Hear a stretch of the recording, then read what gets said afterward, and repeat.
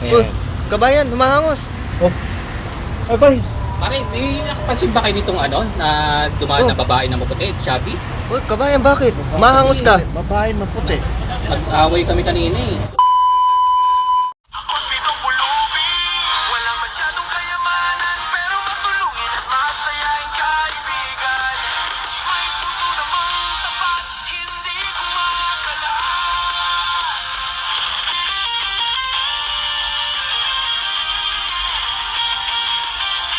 Ako si Dong Pulubi, kontento na sa simpleng buhay, laging ngiti at saya ang kanyang dala.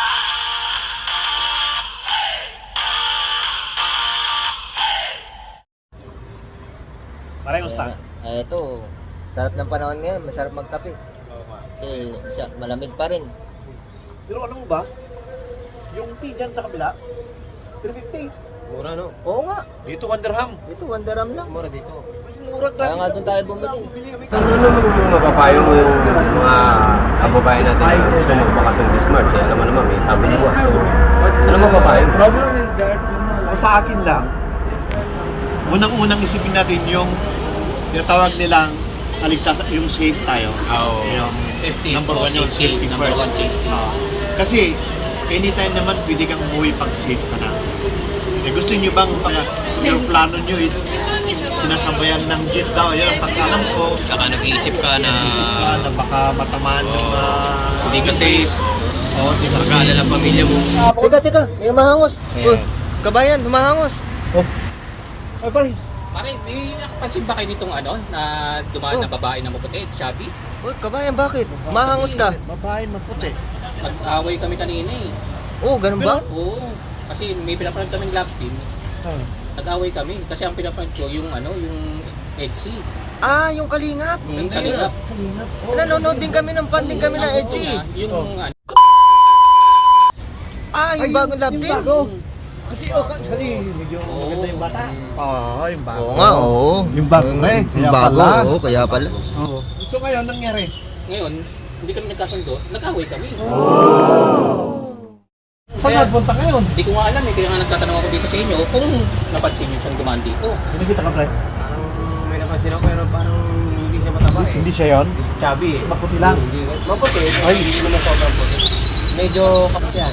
Bakit di mo naman siya pinagbigyan na gusto pala niya yung bagong love team?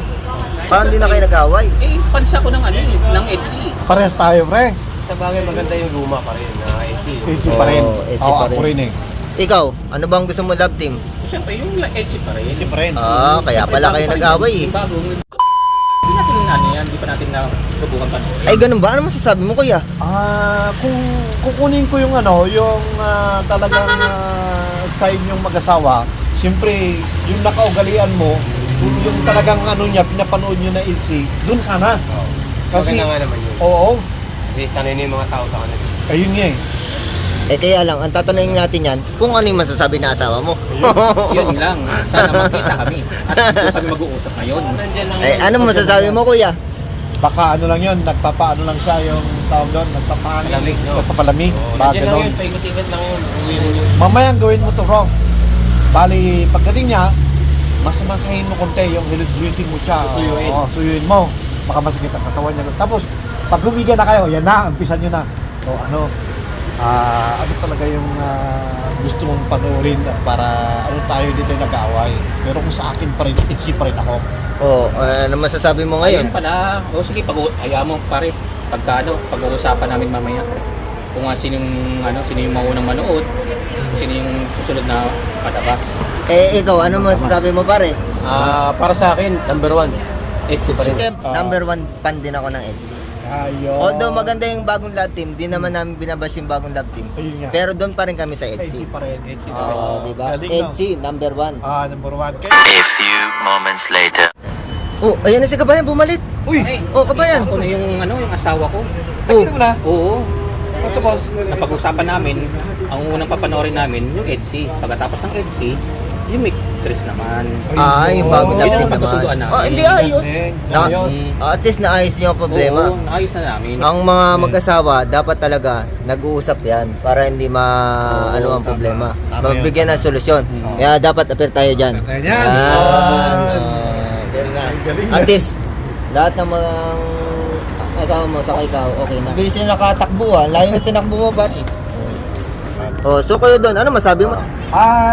Sa akin, bilang nakakatanda sa inyo, para maiwasan niyo yung yung ganyan kalitan, dapat, pag mga ganyang bahay, ayusin nyo agad. Ayusin nyo muna. At pag-usapan yung mas nakakabuti sa inyo. Huwag yung bigla kayong magkainitan, ano ba, kaya bigayan ang tawag doon. Oo, yun. Kaya pwede mo siyang pinagbigyan. Kanina nga, sige, manonood. Pero pwede bang panoorin natin yung HC after that? Ayun, gawin mo para hindi kayo nagpangayan na ginaw. Yun. Para palaging labdab.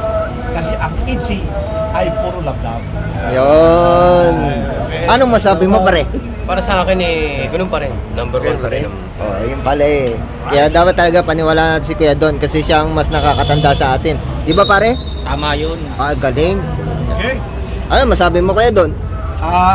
Yun nga, yung sinabi ko, advice ko sa kanya, ay maganda yung naging decision ni Paricoy. Siyempre, para din sa inyo to. Make sure ko sa inyo dahil nakakatanda ko sa inyo yung mga bagay na yan.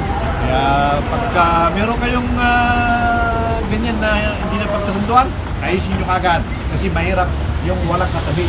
Yung outside ko lang po ng tabi nila. Oo, meron ka tulong sa labas ng walang malamok. Kasi pag di bumalik si Habibi mo, si Wawi mo, mahirap ba? Nag-iisa ka na. Ganun katulog doon. Pasok ka sa trabaho mo dito, wala na. Parang Malamok na, wala hagad ka pang kumot. Tapos hagad ka pa sa trabaho mo. Aroy. Puyat ka na, nag-guguntri niya kayo bro. Paglita ka pa ng ako. Ayun ang isang payo Kasi ng ang legacy, bilang kuya. Kailangan yung legacy kasi, puro ano yan. Ayan, Puro ang mga- legacy, yan. Kaya puro ano sila. Puro sila Good vibes. goodbye. Mm. Kailangan palagi. Alam niyo ba yung mga nangyayari ngayon na mga ganitong sitwasyon na away-awayan, ay kalitan, umintra itong nangyayaring kaguluhan, sabihin nating war. Alam niyo, napakaraming hindi na nakauwi sa Pinas.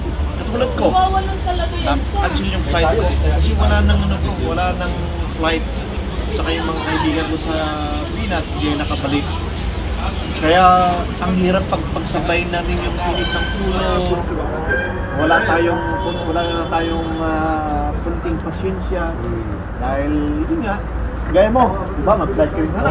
Baka nadala kayo sa init ng ulo. Kaya yun, palaging tayo masisyoso. Kaya ang payo ko sa inyo, lalo pare ko, pare ba, huwinig kayo na katulad ko. Ano muna, kung kinakailang sacrifice at hindi talaga kayo makauwi. Ano muna kayo? Maghintay mo na lang kayo mas magandang time. Mapayapa na yun. Takay pa. Okay na lahat. Okay na lahat para safety. Kaya yung katulad ko rin na kunwari, nasa Pilipinas ng mga miss namin, i-explain nyo rin sa kanila. Siyempre napapanood na rin nila sa TV about Para hindi rin sila mag-alala. Kaya ang payo ko sa mga OFWs na katulad ko na gusto talaga umuwi, yung atak ng umuwi o kaya sabihin natin namimiss na nila yung mga pamilya nila kung wala dito yung mga misis nila ay tingnan nyo muna yung kaligtasan ninyo bago kayo gumawa ng desisyon. Dahil napakahirap yung ikusta mo yung buhay mo. 50-50 chance ang tawag doon. Kasi anytime naman, hindi naman tayo uuwi. Kaya doon lang tayo. Sabi ko naman ulit, una is patience, calm, at syempre, pray pa rin tayo ng Panginoon. Pray tayo na ligtas pa rin tayo. Saka yung mga kaguluhan, sana matapos na para alam mo yung mapayapa na lahat. Ayan. Kumbaga, maging okay na anytime makaka-uwi ka na. Saka, siyempre, sabik din ng pamilya makita tayo. Tama yun. So, Yung pinakahuling last message kay pare ko, call kay Ius naman yan. Para Ang last message na. Oh, panawagan ka na si misis mo. Na umuwi na sa bahay. Uwi na sa bahay. Hindi na ako galit. hindi, kahit ang gusto mo sige, ganun. Hindi na ako galit. Natuto na ako sa payo ni Kuya Don. Hoy, Susundin ayun ko pala na yun. mga payo niya para sa aming mag-asawa. Oh. Sino muna una manonood? Ang unang manonood, siya muna. Pagkatapos ng ng MC, kami muna. Oh. Tama kayo. Oh. Ayun. Tama ang mga babae. Ladies first. Nakakuha ng payo kay Kuya Don ng malupit. Ladies first muna. Tapos sunod naman ikaw. Pero hindi. Kasi baka mamaya magiging ano ka, yung ikaw yung tiga. Ligasi. Tiga. Okay. Oh. Ayun. Ano masasabi mo, pre? Masasabi ko lang okay na okay ang video natin. Tsaka masarap yung tambayan ng ganito sa Legacy Salon. Ayun, ang Legacy Salon. Maganda ang gupitan, Yan, maganda ang ang Legacy ambience, Salon. good vibes, the best. At syempre, Kaya mas maganda, habang nanonood kayo nito, pag nakita niyo yung salon, pumarinin na kayo at magpagupit dahil professional ng mga tao ito. Ang address natin ay Dito lang tayo sa may harapan ng Almajas 2, opposite side ng Shamsin Bakery. At makikita nyo kaagad, pag tanaw nyo, pagdungo nyo, Legacy Salon. at syempre, huwag niyo kalimutan magpagupit dito sa Legacy. Dahil tingnan niyo naman, kakapagupit ko lang kahapon.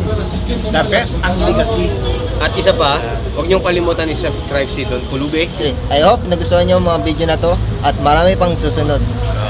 Kaya wait lang kayo. Huwag nyo kalimutan, subscribe, Don Pulubi Vlogs, follow, like, subscribe.